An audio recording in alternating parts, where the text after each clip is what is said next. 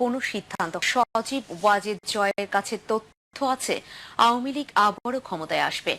Bangabandhu avenue Awami লীগের কার্যালয়ে যুবলীগ আয়োজিত ইফতার মাহফিলে প্রধান অতিথি বক্তব্যে এমন কথা বলেন তিনি। কোনো ধরনের মিথ্যাচার দিয়ে দেশের জনগণের কাছ থেকে আওয়ামী লীগকে বিচ্ছিন্ন করা যাবে না বলেও মন্তব্য তার। বিস্তারিত ইমরান হাসানের রিপোর্টে। বঙ্গবন্ধু এভিনিউতে যুবলীগের ইফতার মাহফিলে প্রধান অতিথির বক্তব্যে বিএনপি শাসনামলের সমালোচনা করে জয় বলেন, বিএনপি দেশকে পরপর 5টি বছর দুর্নীতিতে প্রথম বানিয়েছে। জনগণকে কাজের মাধ্যমে আওয়ামী লীগ ও বিএনপির তফাৎ বুঝতে হবে বলে মন্তব্য করেন তিনি। বিএনপির সাথে আপনারা তুলনা করে দেখেন আওয়ামী লীগ কোথায় ব্যর্থ হয়েছে।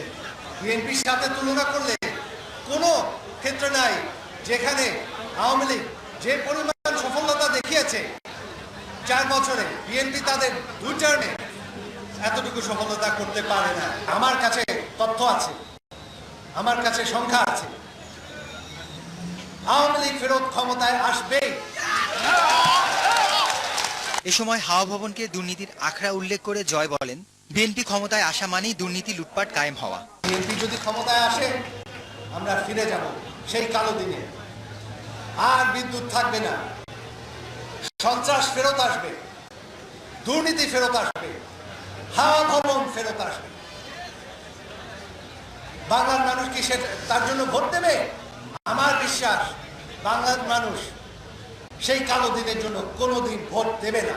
আওয়ামী লীগ আবারও ক্ষমতায় এসে দেশকে একটি মধ্যম আয়ের দেশে পরিণত করবে বলেও মন্তব্য করেন প্রধানমন্ত্রীর পুত্র।